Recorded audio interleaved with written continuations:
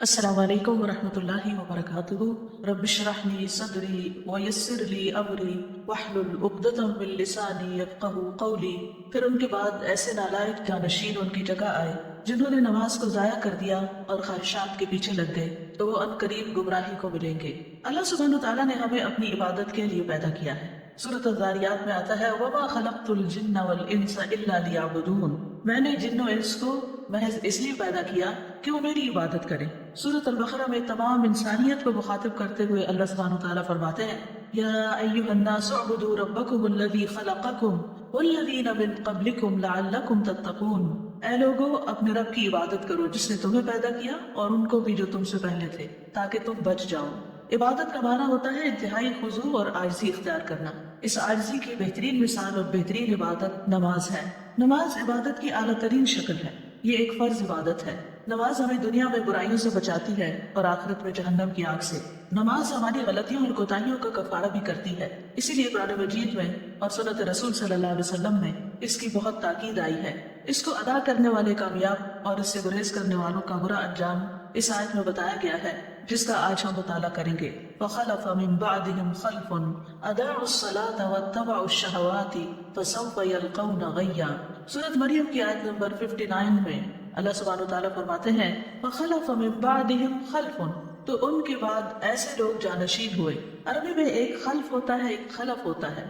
خلف کہتے ہیں برے جانشین کو اور خلف کہتے ہیں اچھے جانشین کو۔ یعنی سورۃ مریم میں اللہ سبحانہ تعالیٰ نے جن انبیاء کا ذکر کیا، ابراہیم علیہ السلام، موسیٰ علیہ السلام، اسماعیل علیہ السلام، ادریس علیہ السلام، ان سب کا ذکر کرنے کے بعد، ان کی تعریف کرنے کے بعد اللہ تعالیٰ فرماتے ہیں فَخَلَفَ مِن بَعْدِهِمْ خَلْفٌ، کہ ان قابل تعریف لوگوں کے بعد ایسے برے جانشین آئے کہ جن کی سب سے بڑی برائی کیا تھی؟ اضاعوا الصلاۃ، انہوں نے نماز ضائع کر دی، واتبعوا الشہوات، اور خواہشات کے پیچھے لگ گئے۔ یعنی ان کے آباء و اجداد نیک تھے لیکن ان کی اولادوں نے نمازیں چھوڑ دی، یا پھر ان نمازوں کے ارکان و واجبات چھوڑ دیے، یا یہ کہ انہیں اپنے وقت سے تاخیر کے ساتھ پڑھا اور ایسے کام کیے کہ جس سے نماز کا پڑھنا اور نہ پڑھنا ایک ہی ہو گیا۔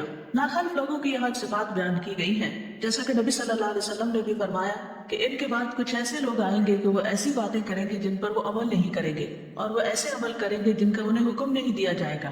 تو جو اپنے ہاتھ سے جہاد کرے وہ مومن ہے، جو اپنی زبان سے جہاد کرے تو وہ مومن ہے، جو اپنے دل سے جہاد کرے تو وہ مومن ہے، اور اگر یہ بھی نہ ہو تو خشخاش کے دانے برابر بھی ایمان نہیں رہتا۔ یعنی ایسے لوگوں کو سمجھانا چاہیے زبان سے بھی اور ہاتھ سے بھی، یعنی جیسے اپنے بچے ہیں اور وہ چھوٹے ہیں ابھی 10 سال کے بعد بھی اگر نماز نہیں پڑھتے تو جیسے کہ حدیث میں آتا ہے کہ ان کو مار بھی سکتے ہیں، تاکہ وہ اگر پیار محبت سے اور سمجھانے سے، بعض نصیحت سے نہیں سمجھتے تو سختی سے سمجھے، حتیٰ کہ نماز ان کی عادت ہو جائے اور پھر اس کے بعد زندگی میں وہ اس پر چلتے رہے۔ تو بات یہ ہو رہی ہے کہ ان چنے ہوئے لوگوں، انعام یافتہ لوگوں کے بعد آنے والے برے اور شریر لوگوں کا فسق و فجور کیا ہے، کیا صفت ہے، کیا دلیل ہے کہ اضاعوا الصلاۃ، انہوں نے نماز کو ضائع کر دیا، نماز کو چھوڑ دیا، یا یہ کہ شریعت کے مطابق اسے ادا نہیں کیا، اس میں سستی دکھائی، اس میں اہمال کیا، یعنی اسے نیگلیکٹ کر دیا یا اس سے منع کر دیا۔ یہ لوگ اللہ سے ڈرنے والے لوگ نہیں تھے۔ مجاہد کہتے ہیں کہ اس سے مراد اس امت کے وہ لوگ ہیں جو راستوں میں جانوروں اور گدھوں کی طرح ایک دوسرے پر سوار ہوتے ہیں، نہ تو وہ آسمان میں اللہ سے ڈرتے ہیں اور نہ زمین میں لوگوں سے شرم کرتے ہیں۔ یعنی انہوں نے بے حیائی اور برائی کے طریقے اپنا لیے اور جس کام کے لیے انہیں پیدا کیا گیا تھا اس کام کو انہوں نے چھوڑ دیا۔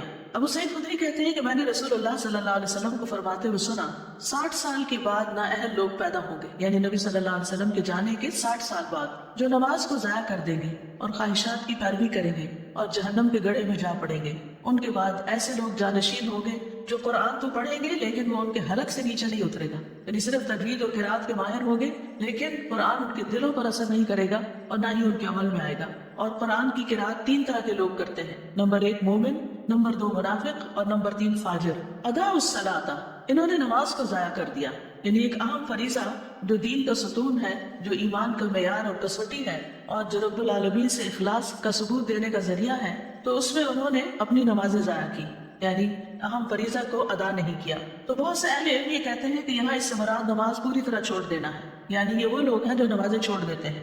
بعض اہل علم یہ کہتے ہیں کہ یہ وہ لوگ ہیں جو نمازوں کو اس کے آخری وقت تک مؤخر کر دیتے ہیں، یعنی پڑھ تو لیتے ہیں لیکن بے وقت کی پڑھتے ہیں، اور بعض کہتے ہیں کہ یہ وہ لوگ ہیں جو نمازوں کے اوقات ضائع کر دیتے ہیں، یعنی قضا کر کر کے پڑھتے ہیں۔ اور بعض نے یہ بھی کہا کہ یہ وہ لوگ ہیں جو ارکان اور واجبات کو ضائع کر دیتے ہیں، یعنی نماز کے سارے ارکان، شرائط وغیرہ پوری طرح ادا نہیں کرتے۔ حسن بصری کہتے ہیں کہ اس سے مراد وہ لوگ ہیں جنہوں نے مساجد کو بیکار اور خالی کر دیا اور کھیتی باڑی کو لازم کر لیا، یعنی دنیا کے کام کاج میں، دنیا کمانے میں ایسے مصروف ہوئے کہ نمازوں کو مسجد میں پڑھنے کی بجائے جہاں پڑھ سکے پڑھ لیا ورنہ نہ پڑھا۔ ابن مسعود اور ابراہیم کہتے ہیں کہ انہوں نے نماز کو اس کے وقت سے مؤخر کر دیا۔ سعید بن مسیب کہتے ہیں یہ وہ شخص ہے جو ظہر نہیں پڑھتا یہاں تک کہ عصر داخل ہو جاتی، عصر نہیں پڑھتا یہاں تک کہ سورج غروب ہو جاتا ہے۔ لوگوں نے ابن مسعود سے پوچھا کہ نماز کو ضائع کرنے کا مطلب کیا ہے، تو انہوں نے کہا اس سے مراد نماز کو اتنی دیر سے پڑھنا کہ وقت نکل جائے۔ تو لوگوں نے کہا ہم یہ سمجھتے تھے کہ نماز کو چھوڑ دینا اسے ترک کرنا ہے، تو انہوں نے کہا کہ اگر وہ نماز کو چھوڑ دیتے تو دین سے ہی نکل جاتے۔ نماز کو لیٹ کرنا بہرحال نفاق کی علامت ہے، جس کا حدیث میں بھی ذکر آیا ہے، اور سستی سے پڑھنا اور دکھاوے کی نماز پڑھنا اور اللہ کو کم یاد کرنا یہ منافقین کی نماز کی صفات ہیں۔ سورۃ النساء آیت 142 میں اللہ تعالیٰ فرماتے ہیں ان المنافقین یخادعون اللہ وهو خادعهم وَإِذَا قَامُوا إِلَى الصَّلَاةِ قَامُوا كُسَالَىٰ يُرَاءُونَ النَّاسَ وَلَا يَذْكُرُونَ اللَّهَ إِلَّا قَلِيلًا۔ بے شک منافق لوگ اللہ سے دھوکہ بازی کر رہے ہیں حالانکہ وہ انہیں دھوکہ دینے والا ہے، اور جب وہ نماز کے لیے کھڑے ہوتے ہیں تو سست ہو کر کھڑے ہوتے ہیں، یعنی شوق سے نہیں جاتے نماز کی طرف، خوشی سے نہیں جاتے، لوگوں کو دکھاوا کرتے ہیں اور اللہ کو بہت کم یاد کرتے ہیں۔ رسول اللہ صلی اللہ علیہ وسلم نے فرمایا یہ تو منافق کی نماز ہے، یہ تو منافق کی نماز ہے، یہ تو منافق کی نماز ہے۔ یہ سورج کو بیٹھے دیکھتا رہتا ہے، جب وہ شیطان کے دو سینگوں کے درمیان ہوتا ہے، یعنی غروب ہونے کے قریب ہوتا ہے، تو کھڑا ہو کر 4 ٹھونگے مارنے لگ جاتا ہے۔ اس میں اللہ کا ذکر نہیں کرتا مگر بہت تھوڑا، یعنی اللہ کو یاد کرنے کی بجائے وہ ادھر ادھر کی باتیں سوچتا رہتا ہے یا بس نماز کو سر سے اتارنے کی فکر کرتا ہے۔ رسول اللہ صلی اللہ علیہ وسلم نے بھی فرمایا کہ بے شک منافقوں پر سب سے زیادہ بھاری نماز عشاء اور فجر کی نماز ہے، دونوں آرام کے وقت ہیں اور نیند کے وقت ہیں، اس لیے ایسے اوقات میں ان کو نماز پڑھنا اور مشکل لگتا ہے۔ سعید بن مسیب کہتے ہیں کہ وہ لوگ حی علی الصلاۃ حی علی الفلاح کے الفاظ سنتے ہیں، تندرست اور صحیح سالم ہونے کے باوجود نماز پڑھنے نہیں جاتے، استغفر اللہ، یعنی آذان کی آواز آتی ہے اس کے باوجود بھی وہ اس سے غفلت برتتے ہیں۔ ایک معنی بھی کیا گیا ہے کہ یہ عمدگی سے نماز نہیں پڑھتے۔ ابو ہریرہ رضی اللہ عنہ کہتے ہیں کہ ایک دن آپ صلی اللہ علیہ وسلم نے ہمیں نماز پڑھائی، پھر مڑے اور فرمایا اے فلاں تم نے اپنی نماز اچھی طرح کیوں نہیں ادا کی؟ کیا نمازی کو دکھائی نہیں دیتا جب وہ نماز پڑھتا ہے کہ اس نے کس طرح نماز ادا کی؟ حالانکہ وہ اپنے ہی لیے نماز ادا کرتا ہے، تو پھر چاہیے کہ اچھے سے اچھے طریقے سے ادا کرے۔ اسی طرح ایک معنی یہ بھی ہے کہ جلدی جلدی نماز پڑھنا، بس سر سے اتارنے کی کوشش کرنا۔ حذیفہ رضی اللہ عنہ کہتے ہیں انہوں نے ایک آدمی کو نماز پڑھتے ہوئے دیکھا، اس نے نماز میں کمی کی، یعنی تیز تیز پڑھ رہا تھا، صحیح طرح رکوع اور سجود ادا نہیں کر رہا تھا۔ حذیفہ نے اس سے کہا تم کتنے عرصے سے ایسی نماز ادا کر رہے ہو؟ اس نے کہا 40 سال سے۔ تو انہوں نے کہا کہ تم نے 40 سال سے کوئی نماز نہیں پڑھی، اگر تم ایسی نماز پڑھتے مر جاتے تو تم محمد صلی اللہ علیہ وسلم کی ملت کے علاوہ ہی مرو گے۔ پھر کہا بے شک ایک آدمی ہلکی نماز پڑھنے کے باوجود اسے مکمل اور اچھے طریقے سے ادا کر سکتا ہے۔ تو اصل مقصود کیا ہے کہ نماز کا پھر حق ادا کیا جائے، اطمینان سے نماز کے ارکان کو ادا کیا جائے۔ ابو ہریرہ کہتے ہیں کہ رسول اللہ صلی اللہ علیہ وسلم ایک مرتبہ مسجد تشریف لے گئے، اسی وقت ایک شخص آیا اور اس نے نماز پڑھی، اس کے بعد نبی صلی اللہ علیہ وسلم کو سلام کیا، آپ نے سلام کا جواب دیا اور فرمایا کہ واپس جاؤ نماز پڑھو کیونکہ تم نے نماز نہیں پڑھی۔ وہ لوٹ گیا، اس نے ویسے ہی نماز دوبارہ پڑھ دی جیسے پہلے پڑھی تھی، پھر آیا اور نبی صلی اللہ علیہ وسلم کو سلام کیا، آپ نے فرمایا واپس جاؤ نماز پڑھو کیونکہ تم نے نماز نہیں پڑھی۔ اس طرح 3 مرتبہ ہوا۔ پھر اس نے کہا اس ذات کی قسم جس نے آپ کو حق کے ساتھ بھیجا ہے، میں اس سے بہتر نماز ادا نہیں کر سکتا، لہٰذا آپ مجھے سکھا دیجیے۔ آپ نے فرمایا جب تم نماز کے لیے کھڑے ہو تو تکبیر کہو، اس کے بعد جتنا قرآن تمہیں یاد ہو اس کو پڑھو، یعنی سورۃ فاتحہ کے بعد، پھر رکوع کرو یہاں تک کہ اطمینان سے رکوع کرو، پھر سر اٹھاؤ یہاں تک کہ سیدھے کھڑے ہو جاؤ، پھر سجدہ کرو یہاں تک کہ اطمینان سے سجدہ کرو، پھر سر اٹھاؤ یہاں تک کہ اطمینان سے بیٹھ جاؤ، اور اپنی پوری نماز میں اسی طرح کرو، یعنی ہر رکن اس طرح ادا کرنا چاہیے کہ اس کے بعد انسان اپنی جگہ پر ٹھہر جائے سکون سے، اور پھر دوبارہ اگلا رکن ادا کرے۔ پھر اسی طرح رکوع اور سجود میں اگر کمر سیدھی نہ کی جائے اور بس تھوڑا سا جھکا کے سر اٹھا لیا جائے تو آپ نے فرمایا وہ نماز کافی نہ ہوگی جس میں آدمی اپنی پشت کو رکوع اور سجود میں سیدھا نہ رکھے۔ امام شافعی، امام احمد اور اسحاق کہتے ہیں جو اپنے رکوع اور سجدے میں اپنی پشت سیدھی نہیں رکھتا، اسٹریٹ نہیں ہوتی، اس کی نماز فاسد ہو جاتی ہے۔ ابن قیم رحمۃ اللہ علیہ کہتے ہیں کہ نماز میں یہ 6 صفات منافقوں کی علامت ہے: نماز کی طرف جاتے وقت سستی کا مظاہرہ کرنا، نماز ادا کرتے ہوئے لوگوں کے لیے دکھاوا کرنا، اس کی ادائیگی میں تاخیر کرنا، جلدی جلدی ٹھونگے مارنا، اس میں اللہ کا ذکر کم کرنا اور باجماعت نماز سے پیچھے رہنا۔ تو خلاصہ یہ ہے کہ جو شخص وضو مکمل کرنے اور رکوع اور سجود کو مکمل کرنے کی حفاظت نہ کرے وہ نماز کی حفاظت کرنے والا نہیں ہوتا، اور جو نماز کی حفاظت نہیں کرتا گویا وہ اسے ضائع کر دیتا ہے، اور جو نماز کو ضائع کر دیتا ہے تو وہ باقی شریعت کے تمام احکامات کو بھی زیادہ ضائع کرنے والا ہوتا ہے۔ اور جو شخص نماز کی حفاظت کرتا ہے اللہ اس کے دین کی حفاظت کرتا ہے، اور جو نماز نہیں پڑھتا اس کا تو کوئی دین ہی نہیں ہوتا۔ ایسے لوگوں کی دوسری صفت کیا بتائی گئی؟ وَاتَّبَعُوا الشَّهَوَاتِ، کہ وہ خواہشات کے پیچھے لگ گئے، یعنی گناہوں میں پڑ گئے، شراب نوشی میں پڑ گئے، اپنے نفسوں پر شہوت کو ترجیح دی اللہ کی اطاعت کے مقابلے میں، منکرات میں آگے بڑھ گئے۔ نماز کو ضائع کرنے کا بھی سب سے اہم سبب یہی ہے کہ انسان اپنی خواہشات کی تکمیل میں اپنا وقت استعمال کر دیتا ہے، اور جب نماز کا وقت آتا ہے تو یا وہ تھک چکا ہوتا ہے یا پھر اس کا دل بدل چکا ہوتا ہے اور نماز پڑھنے میں اس کا دل ہی نہیں لگتا۔ حضرت علی رضی اللہ عنہ سے اللہ تعالیٰ کے اس قول کے بارے میں مروی ہے کہ خواہشات کی پیروی کرنے والوں سے وہ لوگ مراد ہیں جو مضبوط محل بناتے ہیں، قابل توجہ سواریوں پر سوار ہوتے ہیں اور مشہور لباس پہنتے ہیں۔ یعنی یہ بیماریاں جو آج ہیں یہ آج کی نہیں ہیں، یہ حضرت علی رضی اللہ عنہ کے دور کی ہیں کہ انہوں نے کیا زبردست طریقے سے تشخیص کی کہ خواہشات کی پیروی کا مطلب کیا ہے کہ بڑے بڑے گھر بنائے جائیں اور اپنی ساری صلاحیتیں انہی میں لگا دی جائیں، ایسی گاڑیوں پر بیٹھا جائے جو نوٹسیبل ہو، ایسی سواریوں میں بیٹھا جائے جو لوگوں کی نگاہ میں ہو، لوگ اس پہ رشک کرتے ہوں، اور برانڈڈ لباس پہنے جائیں، یعنی ان کا پورا لائف سٹائل ہی دنیا کے پیچھے بھاگنے کا ہو جاتا ہے اور عبادت کی طرف ان کی توجہ نہیں ہوتی، ان کا دل نہیں لگتا۔ تو خواہشات ان چیزوں کے متعلق ہوتی ہیں جو انسان کو پسند آتی ہیں، کام جب انسان جن کو کرنا چاہتا ہے، جن کے ساتھ وہ موافقت رکھتا ہے اور جن سے وہ بچتا نہیں ہے۔ صحیح حدیث میں ہے کہ جنت ناپسندیدہ چیزوں کے ساتھ گھری ہوئی ہے اور جہنم خواہشات کے ساتھ گھری ہوئی ہے۔ اس بارے میں ابو ہریرہ کہتے ہیں کہ رسول اللہ صلی اللہ علیہ وسلم نے فرمایا، جب اللہ عز و جل نے جنت کو پیدا کیا تو جبریل علیہ السلام سے کہا جا کر اسے دیکھاؤ۔ چنانچہ جبریل علیہ السلام گئے اور دیکھا، واپس آ کر عرض کیا، یا رب و عزتک، اے میرے رب آپ کی عزت کی قسم اس کے متعلق جو بھی سنے گا وہ اس میں داخل ہونا چاہے گا۔ پھر جنت کو ناپسندیدہ چیزوں سے ڈھانپ دیا گیا۔ پھر اللہ تعالیٰ نے فرمایا اسے دیکھ کر آؤ۔ چنانچہ وہ دوبارہ گئے اور اسے دیکھا، کہا یا رب و عزتک، اے میرے رب آپ کی عزت کی قسم مجھے اندیشہ ہے کہ اب اس میں کوئی داخل نہیں ہو سکے گا، یعنی اتنا مشکل راستہ ہے۔ اور اسی طرح جب آپ کو پیدا کیا تو آپ نے جبریل علیہ السلام سے فرمایا کہ اے جبریل جہنم کو دیکھ کر آؤ۔ جب وہاں پہنچے تو آ کر کہنے لگے، یا رب و عزتک، اے رب آپ کی عزت کی قسم جو اس کے متعلق سنے گا اس میں داخل ہونا نہیں چاہے گا۔ اللہ کے حکم پر اسے خواہشات سے ڈھانپ دیا گیا۔ پھر فرمایا، اے جبریل جا کر اسے دیکھ کر آؤ۔ وہ دیکھ کر آئے، دیکھا تو کہا، یا رب و عزتک مجھے تو اندیشہ ہے اب کوئی آدمی اس میں داخل ہونے سے بچ نہ سکے گا، یعنی ایسا پھسلن کا راستہ ہے، ایسا خواہشات کا راستہ ہے کہ سب اسی طرف چل پڑیں گے، کیونکہ یہ انسان کے لیے ایک امتحان ہے۔ اس کے اندر خواہشات کی محبت خوشنما بنا دی گئی ہے، لہٰذا جو چیز انسان کو خوشنما لگتی ہے انسان اس کے پیچھے بھاگتا ہے۔ رسول اللہ صلی اللہ علیہ وسلم نے فرمایا، مجھے اپنی امت کے بارے میں 3 چیزوں کا ڈر ہے۔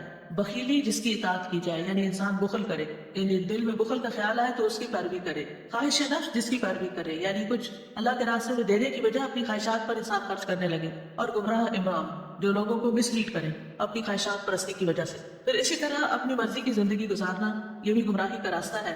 اور آپ صلی اللہ علیہ وسلم نے اس کے بارے میں فرمایا، مجھے تمہارے متعلق ان گمراہ کن خواہشات سے سب سے زیادہ اندیشہ ہے جن کا تعلق پیٹ اور شرمگاہ سے ہوتا ہے، اور اپنی مرضی پر چلنے کی گمراہی کا بھی اندیشہ ہے۔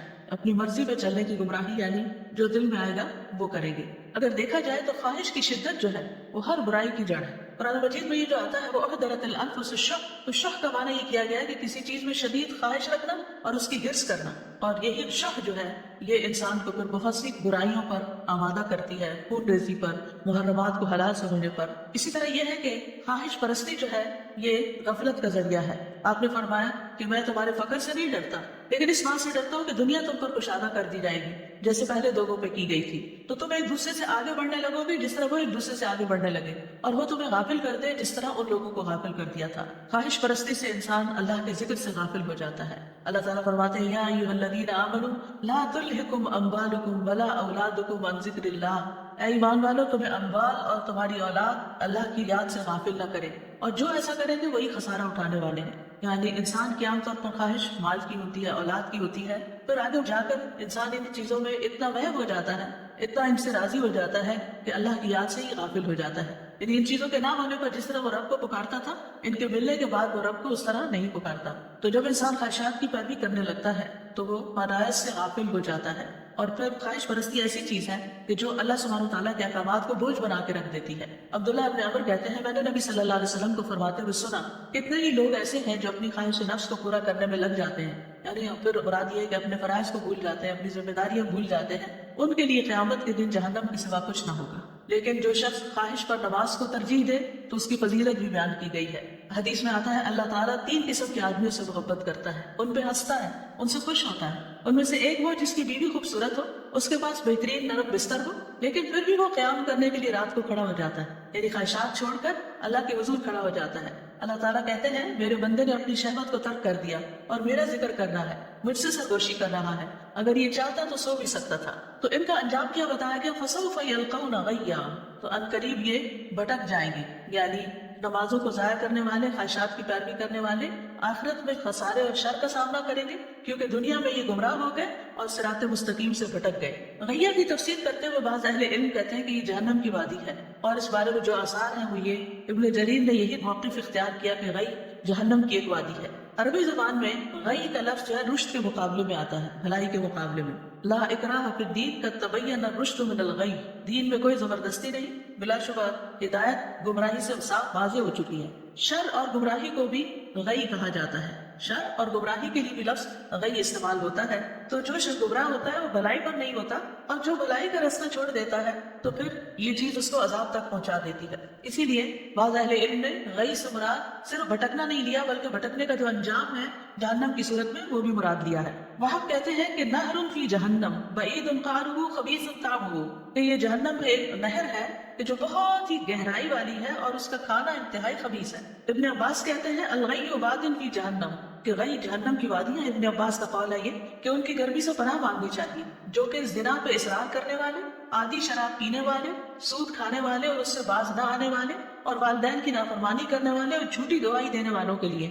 عطا کہتے ہیں الغی سے مراد واد فی جہنم یسیل قیحا و دما، یہ جہنم کی ایسی وادی ہے کہ جس میں پیپ اور خون بہتا ہے۔ کعب کہتے ہیں وہ واد فی جہنم ابعدها قعرا وشد حرا، کہ یہ جہنم ایسی وادی ہے کہ جو بہت دور گہری ہے اور بہت سخت گرم ہے۔ ابن مسعود کہتے ہیں کہ جہنم کی ایک وادی ہے جس کی گہرائی بہت لمبی ہے اور اس کی خوراک بہت بری ہے۔ تو اس آیت سے ہمیں خاص طور پر نماز کی اہمیت کا پتہ چلتا ہے، کیونکہ انسان اللہ کی عبادت کے لیے پیدا کیا گیا، اس مقصد کے لیے پیدا کیا گیا، لہٰذا جب تک یہ مقصد پورا نہیں کرتا اس کا چھٹکارا نہیں ہو سکتا۔ کائنات کی تمام مخلوقات جو ہیں وہ اللہ سبحانہ وتعالیٰ کی تسبیح کرتی ہیں، اس کی نماز پڑھتی ہیں۔ سورۃ نور میں آتا ہے الم تر ان اللہ یسبح له من فی السماوات والارض والطیر صافات کل قد علم صلاته وتسبیحه واللہ علیم بما یفعلون، کیا تم دیکھتے نہیں کہ آسمانوں اور زمین میں جو کچھ ہے اور فضا میں پر پھیلائے ہوئے پرندے بھی یہ سب اللہ کی تسبیح کر رہے ہیں۔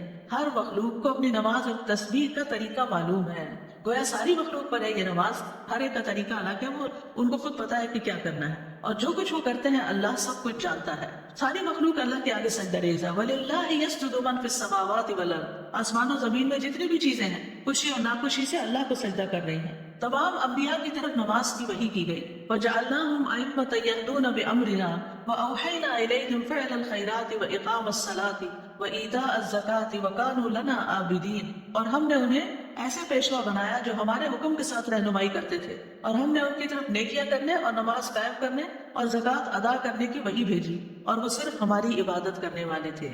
تو اس سے کیا پتہ چلتا ہے کہ تمام انبیاء کو یہ حکم دیا گیا۔ اللہ سبحانہ وتعالیٰ اپنے سارے بندوں کو اس کا حکم دیتے ہیں قُلْ لِعِبَادِيَ الَّذِينَ آمَنُوا يُقِيمُوا الصَّلَاةَ، میرے بندوں سے جو ایمان لائے ہیں ان سے کہہ دیجئے کہ وہ نماز قائم کریں۔ اور پھر نمازوں کی حفاظت کا حکم بھی دیا گیا۔ سچے ایمان والوں کی صفت یہ بتائی گئی الَّذِينَ يُقِيمُونَ الصَّلَاةَ وَمِمَّا رَزَقْنَاهُمْ يُنْفِقُونَ أُولَٰئِكَ هُمُ الْمُؤْمِنُونَ حَقًّا، وہ لوگ جو نماز قائم کرتے ہیں اور اس میں سے جو ہم نے انہیں دیا وہ خرچ کرتے ہیں، یہی لوگ سچے مومن ہیں۔ یعنی ان کی سچائی ان دو چیزوں سے ثابت ہوتی ہے، ایمان تو لے آئے اور اس کے بعد یقیمون الصلاۃ، اور پھر ومما رزقناہم ينفقون۔ اللہ سبحانہ وتعالیٰ نے بندوں پر 5 نمازیں فرض کی ہیں۔ نماز اسلام کا دوسرا بڑا رکن ہے، اسلام کا ستون بھی ہے۔ اس دین کی بنیاد اسلام ہے، تو جو اسلام لایا وہ سلامت رہا، اور اس کا ستون نماز ہے۔ تو نماز جو ہے وہ الصلاۃ عماد الدین، یعنی دین کی بنیاد ہے، ستون ہے، اور اگر کسی عمارت سے ستون ہی اس کا نکال لیا جائے تو عمارت قائم نہیں رہتی۔ نماز چھوڑنے کو کفر قرار دیا گیا۔ بہقی کہتے ہیں کہ ایمان کے بعد عبادات میں سے نماز کے علاوہ کوئی ایسی عبادت نہیں جس کو اللہ نے ایمان کا نام دیا ہو اور رسول اللہ صلی اللہ علیہ وسلم نے جس کے چھوڑنے کو کفر قرار دیا۔ نماز اعمال میں سب سے بہترین عمل ہے۔ رسول اللہ صلی اللہ علیہ وسلم نے فرمایا ثابت قدم رہو اور تم ہرگز اس کے مکمل اطاعت نہیں رکھ سکو گے، اور جان لو تمہارا سب سے بہترین عمل نماز ہے، اور وضو کی محافظت وہی کرتا ہے جو مومن ہو۔ تو اس سے یہ پتہ چلتا ہے کہ جب تک انسان اپنی نمازیں پوری نہیں کرتا اس کے باقی اعمال بھی اس طرح قبول نہیں ہوتے، اور سب سے ٹاپ پر نماز ہی ہے۔ اور یہ ایسا فریضہ ہے جو کسی حال میں بھی ساقط نہیں ہوتا۔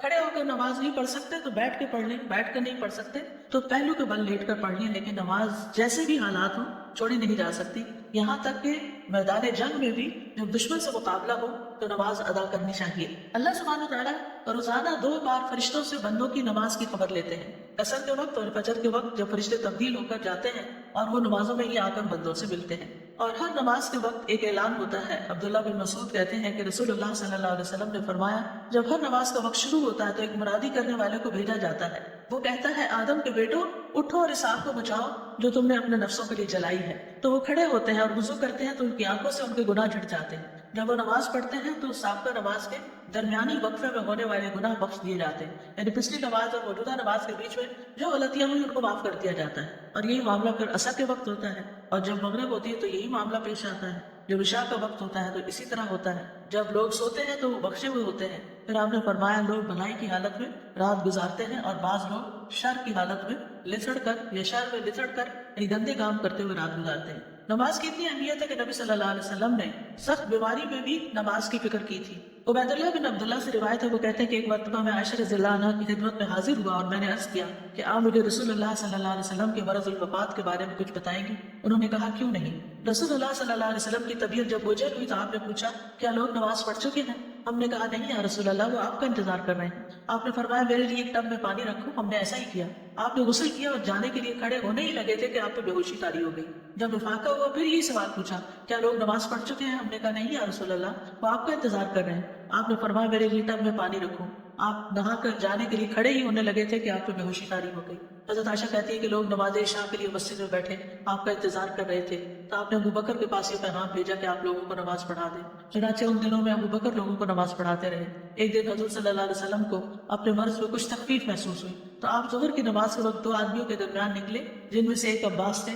ابو بکر نے جب آپ کو دیکھا تو پیچھے ہٹنے لگے۔ آپ نے انہیں اشارہ کیا کہ پیچھے نہ ہٹے اور اپنے ساتھ آنے والے ساتھیوں کو حکم دیا تو انہوں نے آپ صلی اللہ علیہ وسلم کو ابو بکر کے پہلو میں بٹھا دیا۔ ابو بکر کھڑے ہو کر نماز پڑھتے رہے اور رسول اللہ صلی اللہ علیہ وسلم بیٹھ کر نماز پڑھنے لگے۔ تو اس سے آپ اندازہ لگائیں کہ نبی صلی اللہ علیہ وسلم پر کتنی تکلیف تھی، کیسی شدت تھی، لیکن پھر بھی آپ اپنے اس فریضے کو نہیں بھولے۔ حالانکہ بیمار کے لیے تو بہت سی رخصتیں ہیں۔ حضرت علی کہتے ہیں کہ رسول اللہ صلی اللہ علیہ وسلم کا آخری کلام تھا الصلاۃ الصلاۃ اتقوا اللہ فیما ملکت ایمانکم، نماز کی حفاظت کرو، نماز کی حفاظت کرو اور اپنے غلاموں کے بارے میں اللہ سے ڈرو۔ نبی صلی اللہ علیہ وسلم کی آخری وصیت بھی تھی۔ نبی صلی اللہ علیہ وسلم نے یہ بھی بتایا تھا کہ ایک وقت آئے گا کہ نماز کا نام و نشان بھی مٹ جائے گا۔ آپ نے فرمایا کپڑے کے بیل بوٹوں کی طرح اسلام مٹتا جائے گا، حتیٰ کہ انہیں یہ بھی معلوم نہ ہوگا کہ نماز، روزہ، قربانی اور صدقہ کیا ہوتے ہیں۔ ایک رات میں اللہ عز و جل کی کتاب کو مٹا دیا جائے گا اور زمین میں ایک آیت بھی باقی نہ رہے گی۔ لوگوں کے مختلف گروہوں میں سے کچھ بوڑھے مرد اور عورتیں رہ جائیں گی، وہ کہیں گے ہم نے اپنے آباء و اجداد کو یہ کلمہ لا الہ الا اللہ کہتے سنا تھا اور اب ہم بھی کہہ رہے ہیں، یعنی اس کے علاوہ نماز، قرآن سے بالکل لا علم اور غافل ہوں گے۔ قبر میں جا کر بھی بندے کی حسرت کیا ہوگی۔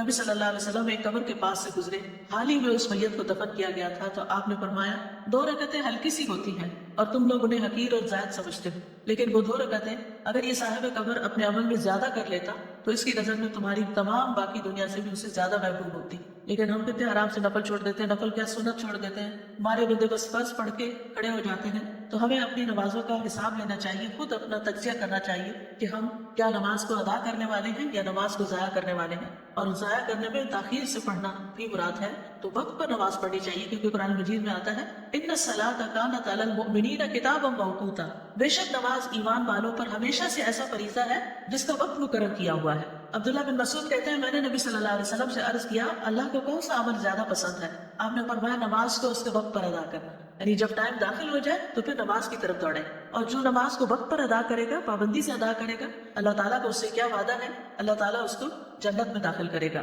عبداللہ بن مسعود کہتے ہیں کہ رسول اللہ صلی اللہ علیہ وسلم ہر نماز اس کے وقت پر پڑھتے تھے مگر مزدلفہ اور عرفہ میں جمع کیا کرتے تھے۔ نبی صلی اللہ علیہ وسلم نے اس کی بہت تلقین بھی کی ہے اور مؤخر کرنے کی مذمت بھی کی ہے۔ صحابہ کے بارے میں آتا ہے کہ نمازوں کو ضائع ہوتے دیکھ کر وہ روتے تھے۔ امام زہری کہتے ہیں میں دمشق میں انس بن مالک کی خدمت میں گیا، آپ اس وقت رو رہے تھے۔ میں نے عرض کیا آپ کیوں رو رہے ہیں؟ تو انہوں نے فرمایا اب میں اس نماز کے علاوہ نبی صلی اللہ علیہ وسلم کے دور کی کوئی چیز نہیں پاتا، کیونکہ آپ نے تو انسانوں کی تعمیر کی تھی اور انسانوں کو اخلاق سکھائے تھے، طرز عمل اور معاملہ سب کچھ، لیکن آپ ان کے اندر تو نہیں رہے تھے۔ کچھ عرصے کے بعد آپ فوت ہو گئے تھے، یعنی اس وقت ان کے پاس دنیاوی مال و اسباب نہیں تھے، یہی عبادتیں تھی، اخلاق تھے، اچھے معاملات تھے، اچھی ڈیلنگس تھی۔ تو بعد میں وہ کہتے ہیں کہ میں نبی صلی اللہ علیہ وسلم کے دور کی اب کوئی چیز نہیں پاتا سوائے نماز کے، اور اب اس نماز کو بھی ضائع کر دیا گیا، یعنی تاکید سے پڑھنے کی وجہ سے۔ تو اگر انسان نماز پڑھتا ہے تو اس کو اللہ کی رحمت بھی ملتی ہے، کامیابی بھی ملتی ہے۔ قد افلح المؤمنون الذین هم فی صلاتهم خاشعون، سورۃ النور میں آتا ہے وَأَقِیمُوا الصَّلَاةَ وَآتُوا الزَّکَاةَ وَأَطِیعُوا الرَّسُولَ لَعَلَّکُمْ تُرْحَمُونَ، اور نماز قائم کرو اور زکوٰۃ ادا کرو اور رسول کا حکم مانو تاکہ تم رحم کیے جاؤ۔ نبی صلی اللہ علیہ وسلم نے فرمایا جب تم میں سے کوئی آدمی نماز کے لیے کھڑا ہوتا ہے تو اللہ کی رحمت اس کی طرف متوجہ ہو جاتی ہے۔ اسی لیے آپ کو جب کوئی پریشانی ہوتی تھی آپ فوراً نماز کی طرف لپکتے تھے۔ جو شخص نماز کے بعد اپنی جائے نماز پر بیٹھا رہتا ہے تو فرشتے اس پر صلات پڑھتے رہتے ہیں، اور فرشتوں کی ان پر صلات یہ ہے اللہم اغفر لہ اللہم ارحمہ اللہم اغفر لہ اللہم ارحمہ، اے اللہ اسے بخش دے، اے اللہ اس پر رحم فرما۔ اگر وہ آگے بیٹھ کر اگلی صف میں نماز کا انتظار کرے تو فرشتے بھی اس پر صلات بھیجتے ہیں، اور ان کی صلات کیا ہے اللہم اغفر لہ اللہم ارحمہ۔ پھر یہ کہ نماز پڑھنے سے خوف اور غم سے نجات ملتی ہے، پھر اللہ کی مدد آتی ہے۔ اسی لیے تمام انبیاء جب کوئی مسئلہ درپیش ہوتا تھا وہ نماز پڑھنے لگتے تھے، یعنی نفل نماز، پھر اللہ کی حفاظت ملتی ہے۔ آپ نے فرمایا من صلی الصبح فہو فی ذمۃ اللہ، جو صبح کی نماز پڑھتا ہے وہ اللہ کے ذمے میں ہے، یعنی اللہ تعالیٰ کی اس کو حفاظت حاصل ہوگی۔ نماز صحت اور تندرستی کا سبب بھی ہے، حشاش بشاش ہونا، خوش مزاجی نماز ہی سے حاصل ہوتی ہے۔ ابن القیم کہتے ہیں اللہ کا ذکر کرنا، اس کی طرف متوجہ ہونا، اس کی طرف رجوع کرنا اور مدد لینے کے لیے جانا، نماز کی طرف جانا۔ کتنے ہی ان میں سے ایسے بیمار ہیں جنہیں شفا دے دی گئی اور کتنے ہی بیماروں کو عافیت دے دی گئی۔ یعنی نماز کا ایک فائدہ کیا ہوا کہ نماز پڑھنے سے وہ بیماری نہیں ہوئی۔ ظاہر وضو کر کے انسان سارے جراثیم سے پاک ہوتا ہے، پھر نماز ادا کرتا ہے، اور ایک ایکسرسائز بھی ہے، اس میں اللہ کا ذکر بھی ہے، وہ ایک روحانی ٹانک بھی ہے۔ تو جو بیمار تھے ان کو شفا ہو گئی اور کتنے ہی بیماروں کو عافیت دے دی گئی، یعنی وہ اس مصیبت سے بچ گئے۔ پھر اسی طرح گناہ مٹتے ہیں، وَأَقِمِ الصَّلَاةَ طرفي النهار وزلفا من الليل ان الحسنات يذهبن السيئات ذلك ذکرى للذاکرین، اور دن کے ان دونوں سروں پر اور کچھ رات گزرنے پر نماز قائم کرو، بلا شبہ نیکیاں برائیوں کو دور کر دیتی ہیں۔ یہ ایک یاد دہانی ہے یاد کرنے والوں کے لیے۔ پھر اسی طرح گناہوں کا دھل جانا، گناہوں کا جھڑنا، اور پھر برائی اور بے حیائی سے حفاظت ملنا۔ قرآن مجید میں آتا ہے ان الصلاۃ تنہی عن الفحشاء والمنکر، بے شک نماز بے حیائی اور برائی سے روکتی ہے۔ حدیث میں اس کو نور کہا گیا ہے، الصلاۃ نور، اس سے نفس کا تزکیہ ہوتا ہے، بندے کو حفاظت کا ایک مضبوط قلعہ مل جاتا ہے، دل اور اعضاء گناہ کرنے سے محفوظ ہو جاتے ہیں، اس سے اللہ کی قربت حاصل ہوتی ہے، برائیاں دور ہوتی ہیں، گناہوں سے روک دیا جاتا ہے، پھر غیر اخلاقی بیماریوں سے بچا جا سکتا ہے، بری صفات اس سے ختم ہوتی ہیں، فتنوں کا کفارہ ہوتا ہے۔ آخرت میں نمازوں پر ڈھیروں اجر ملے گا، اللہ تعالیٰ نماز پڑھنے والوں کا اجر ضائع نہیں کرے گا۔ والذین یمسکون بالکتاب واقاموا الصلاۃ انا لا نضیع اجر المسلمین، اور جو لوگ کتاب کو مضبوطی سے پکڑتے ہیں اور انہوں نے نماز قائم کی، یقیناً ہم اصلاح کرنے والوں کا اجر ضائع نہیں کیا کرتے۔ اس سے کیا پتہ چلتا ہے کہ جو کتاب کو سامنے رکھے اور نماز ادا کرے تو دنیا میں بھی فائدہ ہوگا اور ان کا اجر بھی ضائع نہ ہوگا۔ پھر جہنم اور منافقت سے برات ہے، پھر یہ کہ قبر میں حفاظت کے لیے نماز آ جاتی ہے سر کی طرف سے، پھر اسی طرح قیامت کے دن چمکدار نور ملے گا۔ رسول اللہ صلی اللہ علیہ وسلم نے فرمایا جو لوگ اندھیروں میں مسجدوں کی طرف جاتے ہیں اللہ ان کے لیے قیامت کے دن چمکدار نور کے ساتھ روشنی کرے گا۔ پھر فرمایا اندھیرے میں مسجد جانے والوں کو قیامت کے دن مکمل نور کی خوشخبری دے دو، یہ قیامت کے دن آنکھیں ٹھنڈی کرنے کا باعث بھی ہوگا۔ سجدے اور وضو کی وجہ سے اعضاء چمک رہے ہوں گے نمازیوں کے، قیامت کے دن برہان اور نجات کا ذریعہ ہے۔ نبی صلی اللہ علیہ وسلم کی ملاقات اور آپ کی صحبت چاہے قیامت کے دن تو کثرت سجود کا آپ نے حکم دیا۔ سجدے کے نشانات پر آگ حرام ہے، نمازی کو جنت میں داخل کرنا اللہ پر حق ہے، نماز جنت میں لے جانے کا باعث ہے۔ کثرت نماز جنت میں پہلے داخل کرانے کا باعث ہے۔ قزا قبیلے کے 2 آدمی تھے اور ان میں سے ایک اللہ کے راستے میں مارا گیا اور ایک سال کے بعد فوت ہوا۔ تو جو سال کے بعد فوت ہوا، طلحہ کہتے ہیں وہ مجھے خواب میں آیا کہ جنت کا دروازہ کھولا گیا اور بعد میں فوت ہونے والا شہید ہونے والے سے پہلے جنت میں داخل ہوا۔ اس پہ مجھے بڑا تعجب ہوا۔ جب صبح ہوئی تو میں نے اس خواب کا ذکر نبی صلی اللہ علیہ وسلم سے کیا۔ آپ نے فرمایا کیا اس نے 1 سال بعد تک رمضان کے روزے نہیں رکھے؟ اس کے بعد 6000 رکعت اور یہ سنت کی رکعت نہیں پڑھی، یعنی جتنی زیادہ نمازیں اس کی ہوئی اتنے ہی اس کے درجے بلند ہوئے، کیونکہ ہر سجدے کے ساتھ ایک درجہ بلند ہوتا ہے۔ قرآن مجید میں اللہ تعالیٰ نے نماز کو ایمان بھی کہا ہے۔ نماز ایمان کا ترازو ہے، جس کے دل میں رائی برابر بھی ایمان کو نماز نہیں چھوڑ سکتا۔ نماز بندے اور رب کے درمیان ایک تعلق کی علامت ہے اور یہ تعلق نمازوں کے ساتھ مضبوط ہوتا چلا جاتا ہے۔ نماز دل اور زبان کے ذکر کو جمع کرنے کا ذریعہ ہے۔ نماز کے ذریعے بندہ اپنے رب سے درست تعلق قائم کر لیتا ہے۔ نماز کا چھوڑنا ایمان سے محرومی ہے، بدترین گناہ ہے۔ اللہ تعالیٰ کی حفاظت سے بندہ باہر آ جاتا ہے، اعمال کی بربادی کا باعث ہے، دلوں کی سختی اور غفلت کا باعث ہے۔ ایک نماز بھی قضا کرنا بہت بڑے خسارے کا باعث ہے۔ بے نمازی کے لیے موت کی سختیاں بھی ہیں۔ نماز چھوڑنا اہل جہنم کی صفت ہے۔ جب ان سے پوچھا جائے گا ما سلککم فی سقر قالوا لم نک من المصلین، جنت والے جہنم والوں سے پوچھیں گے تمہیں کیا چیز دوزخ میں لے گئی؟ وہ کہیں گے ہم نماز نہیں پڑھتے تھے۔ ہمیں دعا بھی کرنی چاہیے اپنے لیے بھی اور اپنی اولاد کے لیے بھی کہ ہم نمازوں پر قائم رہیں۔ رب اجعلنی مقیم الصلاۃ ومن ذریتی ربنا وتقبل دعا، اور خواہشات سے بچنے کے لیے بھی دعا ہے اللہم انی اعوذ بک من منکرات الاخلاق والاعمال والاہواء، اے اللہ میں تجھ سے برے اخلاق، برے اعمال اور بری خواہشات سے پناہ مانگتا ہوں۔ تو کرنے کے کام کیا ہے کہ نمازوں کی فکر کریں، وقت پر ادا کریں، زیادہ سے زیادہ سجدے کریں، یعنی سنت نفل کا بھی اہتمام کریں، فرائض اور نوافل دونوں ہی عمدگی سے ادا کریں، نماز کو اللہ کا فریضہ سمجھ کر ادا کریں اور 5 نمازوں کی حفاظت کریں۔ دنیا کے کاموں کی وجہ سے نمازوں سے غافل نہ ہوں۔ جیسے ہی نماز کا وقت آئے کام چھوڑ کر نماز پڑھنے لگے۔ گھر والوں کو بھی نماز کا حکم دیتے رہیں، بچوں کو بھی سب سے پہلے اسلام کا یہی حکم سکھائیں اور اس کے بارے میں اس طرح ایکسپلین کریں کہ وہ ساری زندگی نماز نہ چھوڑ سکیں۔ اللہ تعالیٰ سے دعا ہے کہ اللہ تعالیٰ ہمیں نمازوں کی حفاظت کرنے کی توفیق عطا